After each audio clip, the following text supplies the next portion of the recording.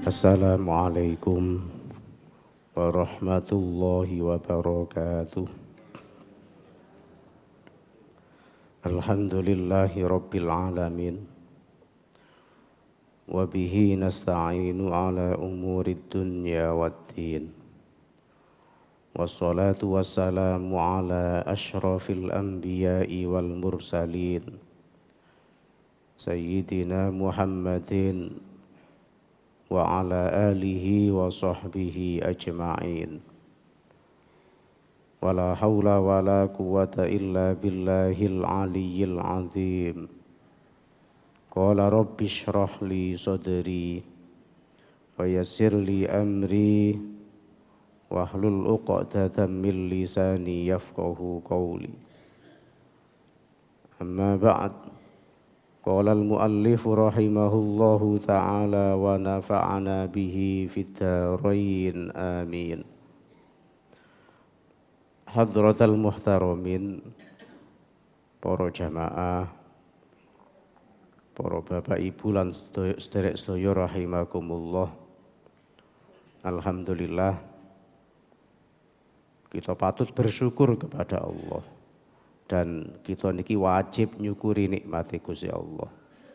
Karena nikmat yang diberikan oleh Allah itu sedemikian besar. Kita saged melaksanakan aktivitas kita setiap hari kanthi sae. Ini adalah merupakan limpahan rahmat yang besar yang diberikan kepada kita.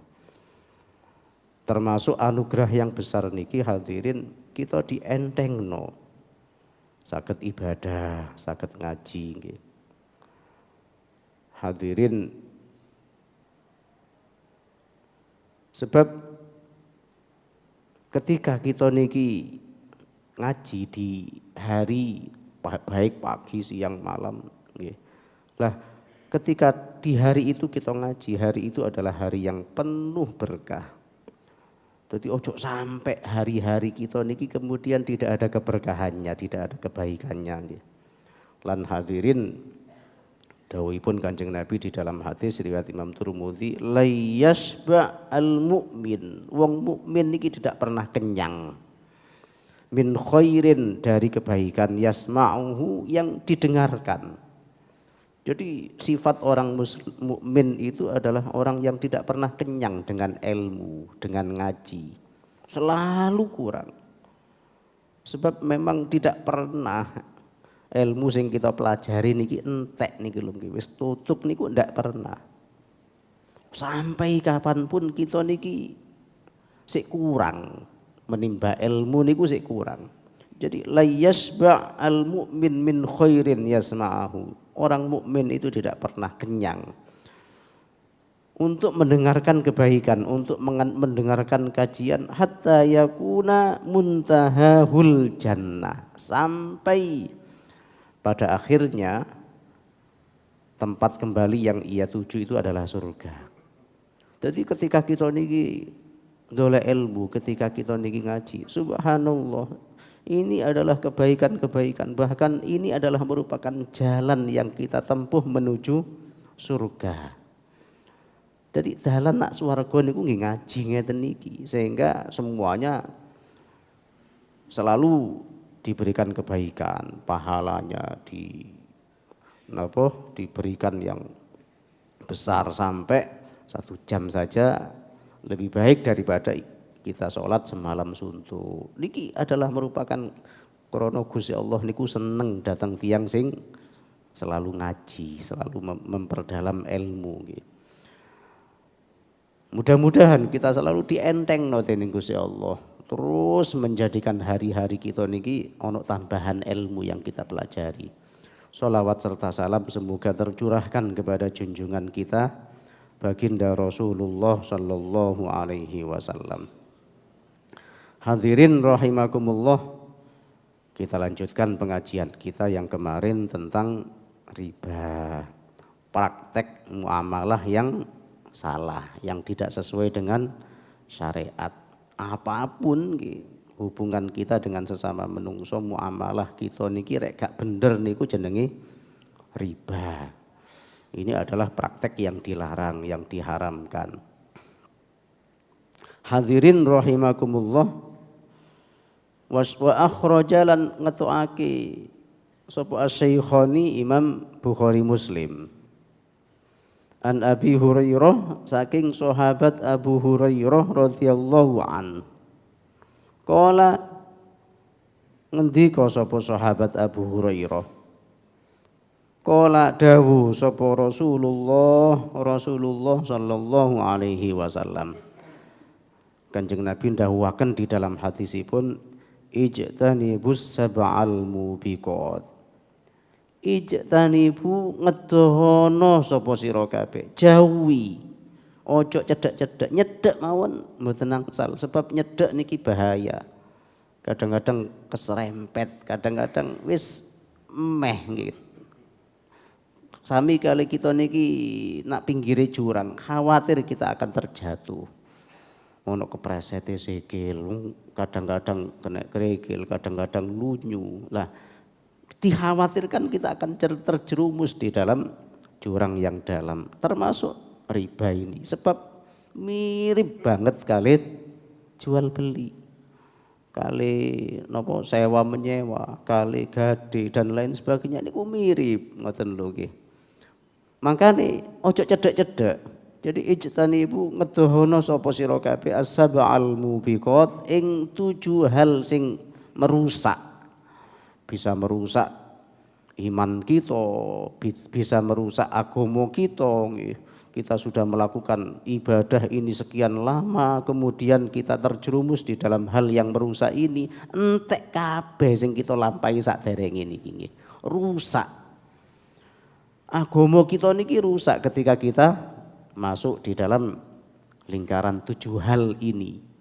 Karena itu jauhi supaya agama kita niki mboten rusak, supaya iman kita niki tetap terjaga. Qalu para sahabat tanglet, ya Rasulullah, wahai Kanjeng Nabi, wa ma hunna, nopo sih 7 hal sing merusak niku lho, nopo 7 hal yang berbahaya niki nopo?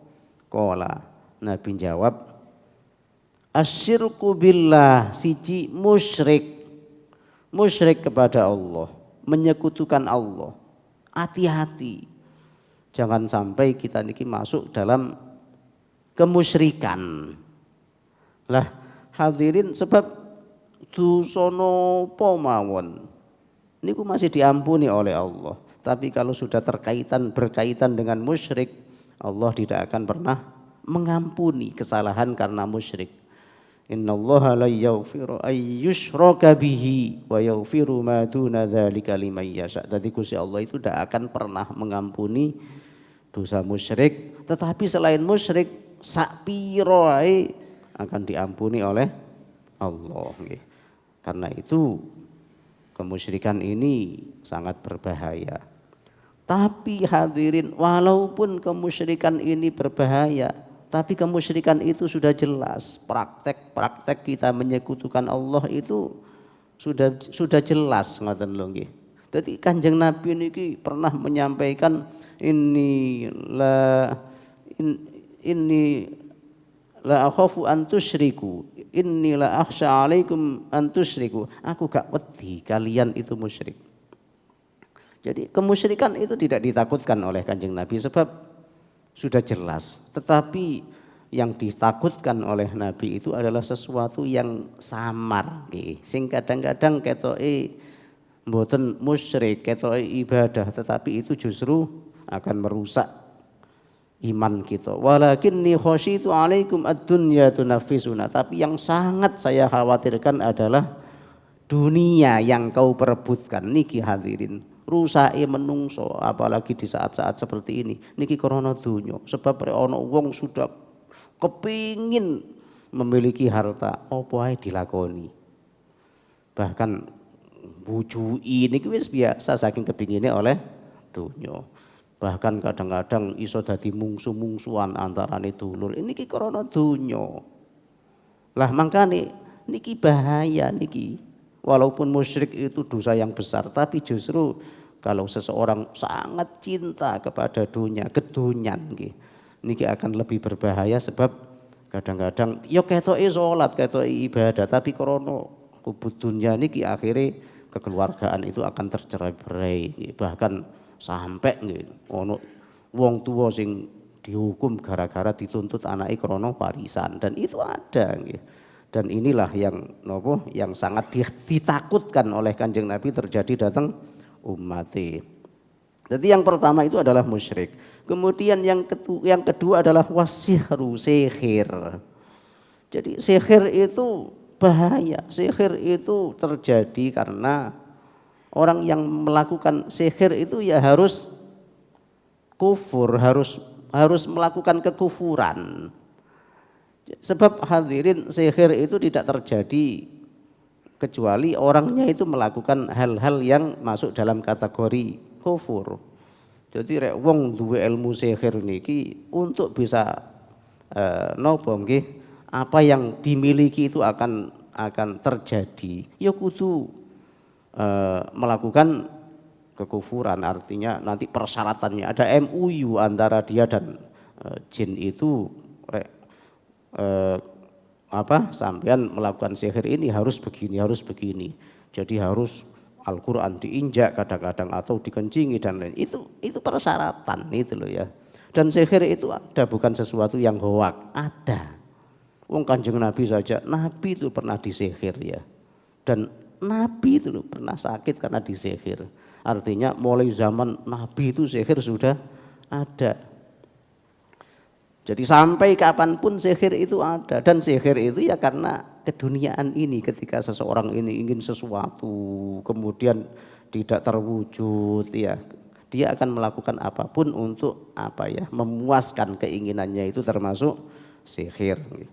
Dan karena ada MOU ini harus dilakukan, kalau tidak bahayanya itu akan kembali ke dirinya, sehingga hidupnya orang yang punya sihir itu ya ndolek mungsu.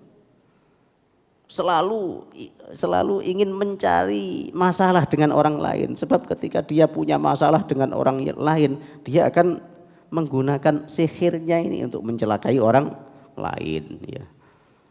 Targetnya itu yang pertama sampai hartanya habis, itu target pertama, sampai habis, sampai melarat. Yang kedua sampai mati, seperti itu. Kalau tidak seperti itu tidak akan puas, terus akan dilakukan. Itu yang kedua. Karena itu sihir ini termasuk kategori dosa yang besar yang akan merusak iman. Kemudian yang ketiga kata Nabi, wa qatlun nafsil lati harramallahu illa bil haq. Membunuh yang diharamkan oleh Allah kecuali dengan cara yang benar. Ini yang ketiga. Membunuh itu dosa besar. Membunuh yang dilarang, yang tidak dibenarkan. Loh, apa ada membunuh yang dibenarkan? Ya tetap ada, karena di dalam Islam itu ada hukum kisos. Kisos itu adalah hukum bunuh bagi orang yang membunuh. Kalau ada orang yang membunuh kemudian dia dihukum, hukumannya ya kisos. Orang yang membunuh itu dibunuh. Lah yang membunuh ini al-gojo ini ya dibenarkan, tidak dosa, wong memang tugasnya membunuh. Jadi tidak apa-apa. Sekarang ini ada penembak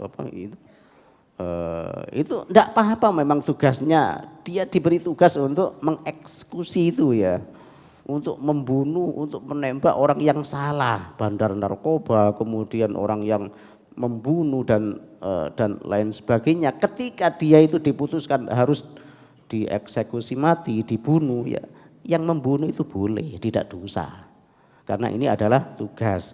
Tetapi ketika tidak dibenarkan, tidak ada alasan yang dibenarkan, membunuh ini termasuk dosa besar. Ya, jadi termasuk sesuatu yang merusak agama kita. Ya, seseorang itu tidak akan selamat ketika melakukan ini. Lah hadirin, sekarang ini harga nyawa itu sangat-sangat murah sekali. Kadang-kadang membunuh itu, masya Allah, sesuatu yang ringan itu loh ya.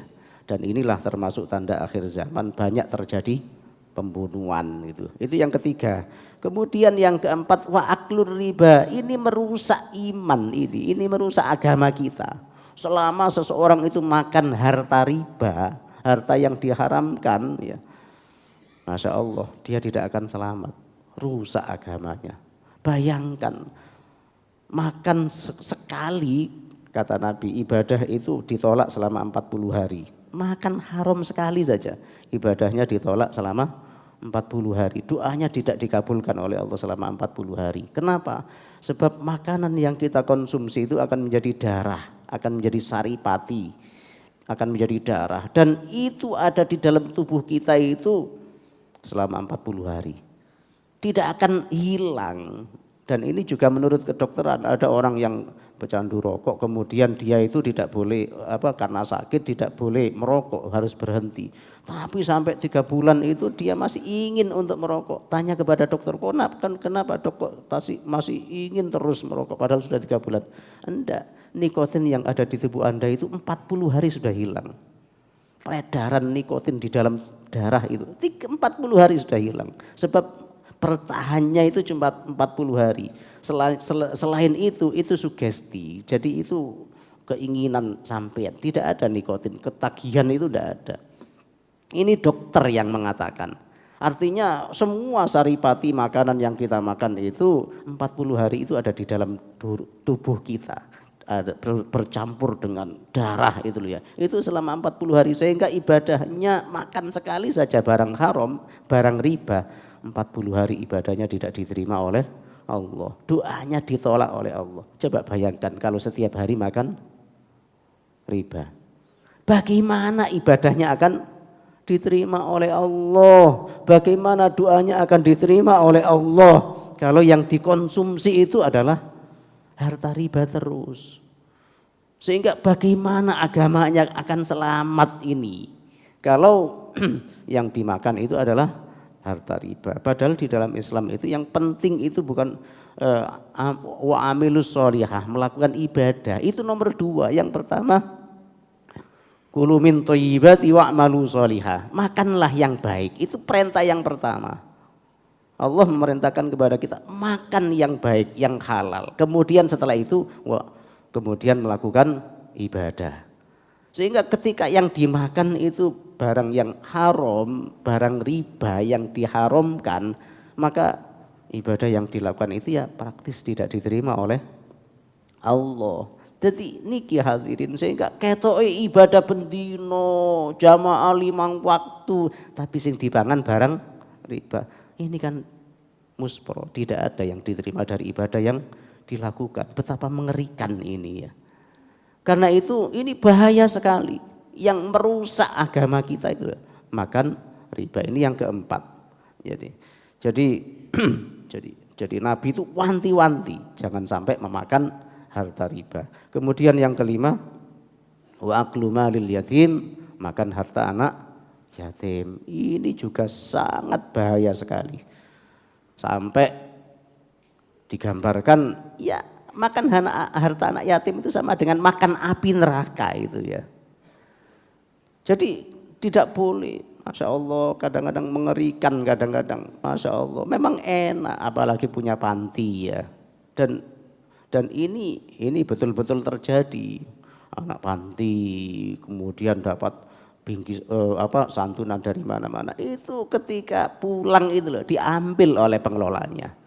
Jadi anaknya itu diberi sedikit, kemudian yang lain diambil oleh pengelolanya. Itu ada yang seperti itu.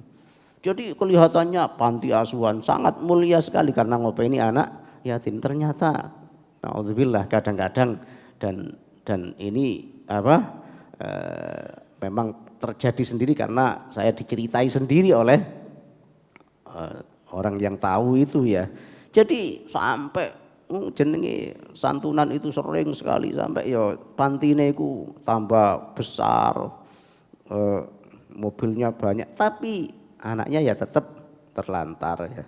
Jadi ini adalah larangan keras, jangan sampai kita memakan harta anak yatim. Apakah pengelola itu tidak boleh mengambil sebagian dari apa yang menjadi haknya anak yatim? Boleh.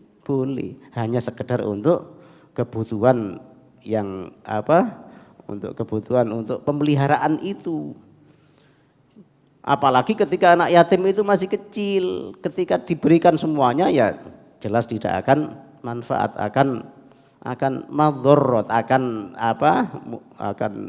tidak berkembang, akan habis namanya anak kecil. Boleh dikelola oleh walinya, oleh keluarganya ya, tapi tetap amanah dijaga. Boleh makan sekedar untuk keperluan dari kebutuhan yang mengelola itu, tidak malah semuanya dimiliki oleh pengelolanya, anaknya malah terlantar. Memang enak, masya Allah. Siapa yang tidak enak? Wis gak adik mikir apa-apa, tapi bantuan datang dari mana-mana. Ingat, ini adalah termasuk hal yang merusak agama kita, merusak kebaikan kita ketika kita menyalahgunakan amanah ini. Jadi kita ngopeni anak yatim tapi justru malah memanfaatkan mereka ya untuk kepentingan kita. Kemudian yang keenam, watawalli yaumaz zahfi, berpaling dari medan perang. Ini termasuk dosa besar.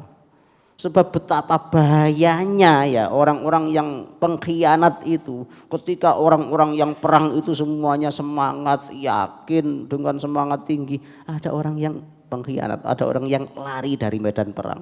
Coba bayangkan bagaimana teman-temannya menjadi surut, semangatnya itu menjadi surut, sing asale kendel malih rada wedi karena ada temannya yang berkhianat. Karena itu ini bahaya, ini merusak agama kita, merusak iman kita ketika ada orang yang jadi pengecut ya. Di saat yang lain itu semangat berjuang, dan ini tidak hanya di dalam medan perang, kalau sekarang ini di dalam perjuangan sing ngendori itu loh ya. Tidak malah menyemangati tapi malah ngendori. Ini adalah orang-orang pengkhianat. Ini termasuk kategori dosa besar yang akan merusak iman kita, yang akan merusak kebaikan kita. Itu yang keenam. Dan yang terakhir kata Nabi, wa qadful muhsanatil ghafilatil mu'minat, menuduh perempuan baik-baik. Muhson itu perempuan baik-baik yang lalai dan yang mukmin untuk melakukan perzinaan. Niki masya Allah bahaya itu. Sekarang ini masya Allah kadang-kadang kita miris gitu. Betapa seseorang itu ya ketika melihat orang yang mungkin tidak disenangi sudah dituduh macam-macam. Padahal kita harus menjaga kehormatan mereka, tidak boleh. Qadzaf itu menuduh orang berzina, orang yang baik-baik, bukan orang yang jelek. Orang pancene kelakuane wis koyo ngono dan semuanya tahu, ya ndak apa-apa. Tapi ketika yang kita tuduh itu orang perempuan baik-baik, perilakunya baik, kemudian kita tuduh melakukan penyelewengan, perzinaan.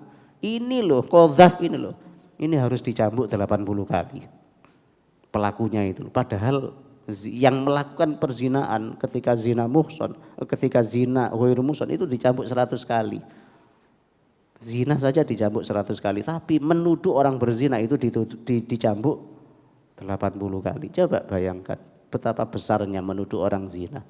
Boleh menuduh itu boleh kalau memang dibenarkan, dikuatkan dengan 4 saksi dan mereka melihat langsung perbuatan zinanya itu loh ya, bukan ketika ada orang masuk ke dalam kemudian sudah dituduh. Tidak, itu tidak kuat. Lah sekarang ini masya Allah kadang-kadang karena kebencian, karena ketidaksenangan kita menuduh orang yang kita benci itu berbuat yang itu dianggap zina, dianggap serong, padahal kita tidak tahu sendiri dan sama sekali tidak ada orang yang menyaksikan itu. Na'udzubillah min dzalik. Nuduh saja itu sudah termasuk merusak iman kita, merusak ibadah kita, merusak agama kita. Karena itu hati-hati, hormati sesama muslim, wong mereka itu saudara kita. Kalau orang muslim itu saudara kita, masa saudaranya sendiri rela disakiti, rela ditipu, rela dijerumuskan, dihancurkan martabatnya. Betapa banyak orang-orang yang menjadi hancur martabatnya karena qadzaf ini, dituduh melakukan perzinaan padahal tidak tahu sendiri. Apalagi naudzubillah ya kadang-kadang profesi wartawan, sebab ketika dia menyajikan berita yang tidak menarik ya gak payu ya, sehingga kadang-kadang dibuat seolah-olah melakukan seperti itu padahal tidak ada saksinya, tidak tahu sendiri ya. Inilah resiko ya, dan betapa ini adalah termasuk qadzaf, termasuk tuduhan melakukan perzinaan, dan itu larangan keras. Sampai ini termasuk al-mubiqat kata Nabi, dapat merusak agama kita. Jadi inilah hadirin rahimakumullah 7 hal yang harus kita hindari dalam kehidupan ini. Sebab percuma kita melakukan ibadah, ngapunten kita nggetu ibadah, ketok ibadah tok kita menganggap kita ini baik, orang lain menganggap kita ini baik, ahli ibadah, tapi kita malah masih melakukan salah satu di antara 7 hal ini, akhirnya ya agama kita yang rusak. Padahal kita sudah terlanjur dianggap orang yang baik. Inilah kadang-kadang wayah sabuna annahum muhtadun, banyak orang-orang yang memang salah tapi dia merasa dia itu baik, merasa dirinya baik karena ibadah yang dilakukan setiap hari itu ya memang aktif ya, tapi justru di balik itu dia melakukan hal-hal yang dapat merusak, menjadikan ibadah kita itu sia-sia, menjadikan agama kita itu rusak nih. Karena itu sekali lagi monggo kita hati-hati, jangan sampai kita terjerumus, kita melakukan dalam 7 hal yang ini sangat berbahaya, yang diwanti-wanti oleh Kanjeng Nabi, jangan sampai kita melakukan ini ya. Hadirin, mungkin itu untuk kajian kita di pagi hari ini, karena sekarang ada jadwalnya tadarus sehingga mungkin tidak ada tanya jawab. Itu aja, mudah-mudahan hati kita dibuka oleh Allah, pengajian kita ini dibarengi hidayah Allah, dan mudah-mudahan agama kita dijaga oleh Allah, iman kita dikuatkan oleh Allah sampai akhir hayat kita.